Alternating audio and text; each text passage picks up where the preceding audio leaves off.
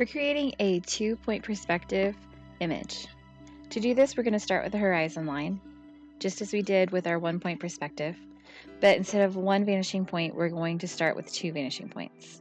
From here, we're going to add in our station point. The station point positions the viewer's eye, directing them on where to look.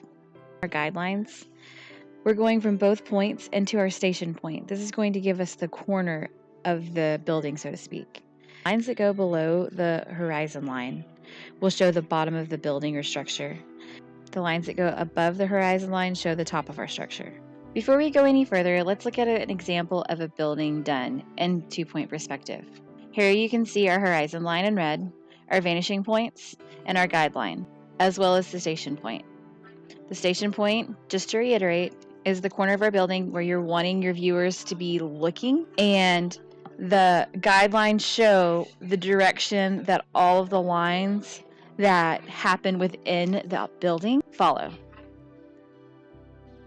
In our first video, we looked at 1-point perspective and created boxes, and went back and added images within it. This time, let's jump straight into the objects. My structures are going to be the letters of my name.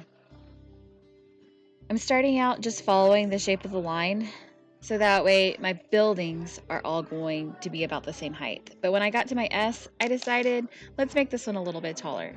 Once I have the body of the S created, I need to stop and use my vanishing point to figure out the top and bottom of the edges of the S.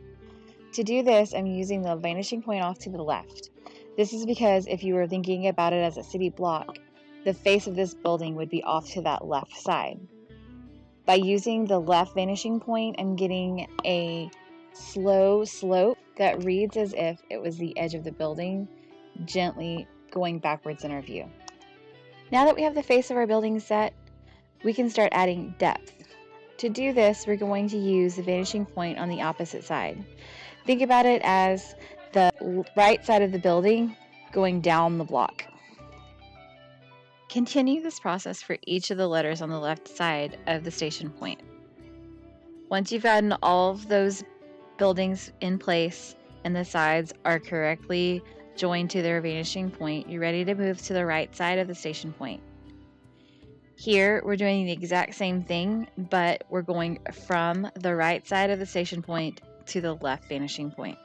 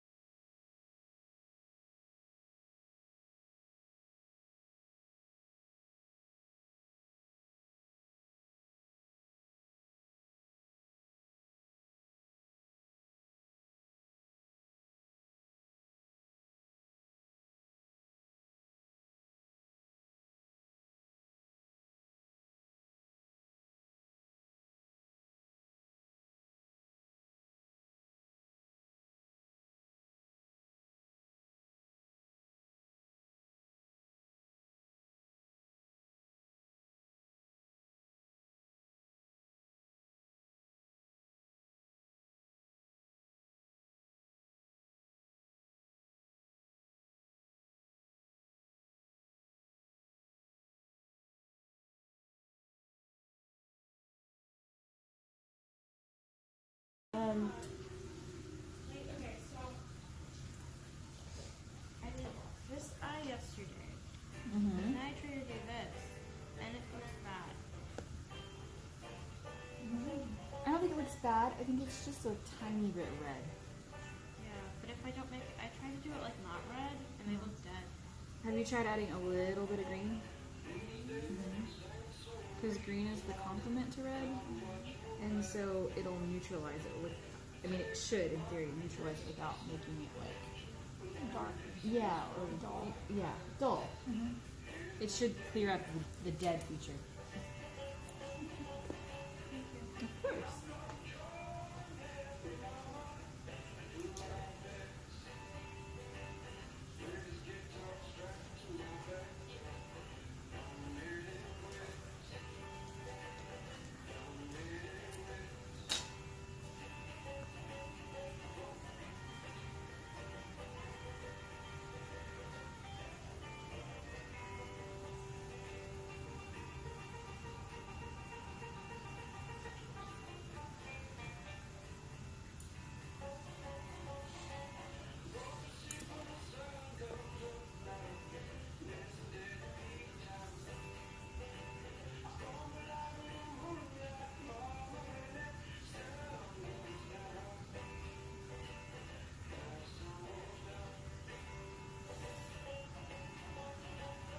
Okay, and let's just say our true purpose as an art class is to teach them to think creatively, outside the box.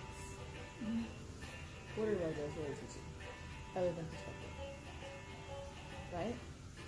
That's why it surprised me. I knew you did Legos last year. I just assumed you did it as a prep. Nope. And I spent a lot of money on Legos. Did you buy real ones? No. But I mean, even fake Legos. That's expensive. I mean, when you're buying enough for Yeah. 195 kids to buy Legos.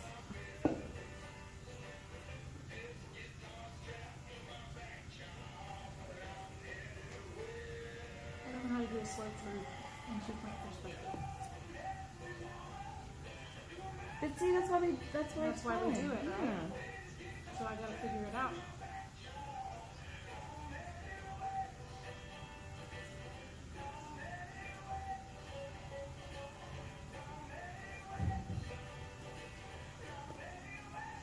That's why we need 2 complex periods.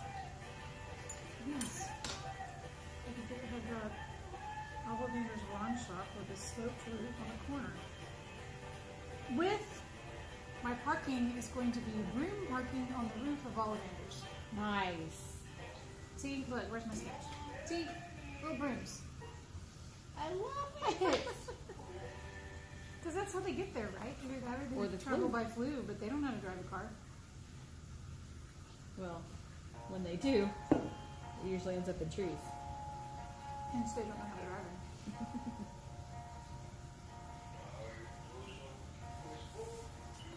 Oh no, that's something. I'm not gonna lie, this was one of my favorite projects. Perspective. Well, this particular one. Because it was fun to see. I mean, like, of course, some of them were super lame. You know, like fast food. But I mean, like, even there was one fast food one that was so cool. She called it Coney Island, and everything was hot dogs and ketchup bottles, and you know what I mean. I need to see if I can find pictures. Okay, that looks right? This one down here. Yes. No, that's one thing I would say Jessica was really good at. Was like she understood perspective. I mean, like, I'll show you. Actually, I'm just gonna show you how to figure it out. So on the Legos,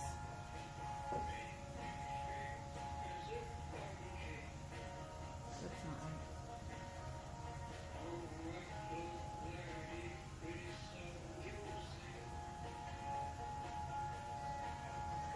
It's something like that, right? Well, to get the bobbers right, then you had to go, and I wouldn't have known You did to do guidelines. this.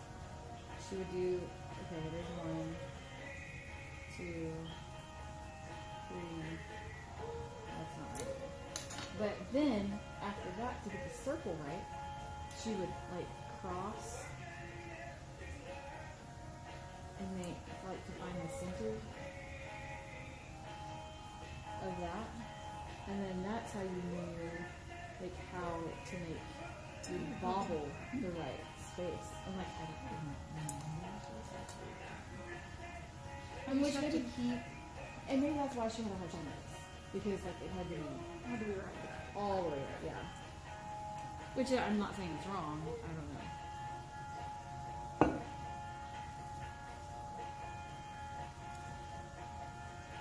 But like I said, and a lot of these kids early really tell you to get past this, Nope. you know. So I mean, if we could, I don't know. I just feel like I'm teaching you more if you have to put something in that square space instead of just a square. Yeah. I agree. Thanks. Appreciate that. That's my Enthusiasm. my dismay.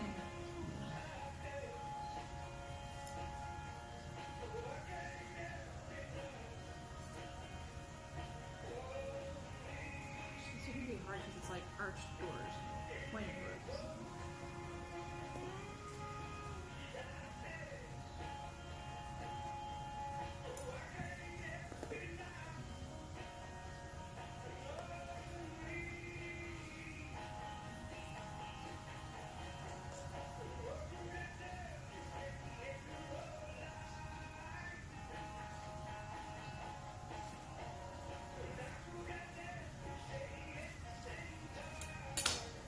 Okay, there's my Miss O.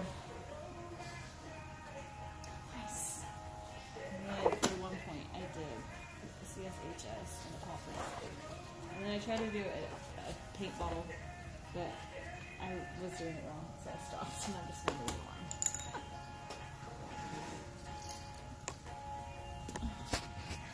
I just did all that, and I didn't record any of it. Were you supposed to be recording? Yeah, I thought I was. Oh, no, maybe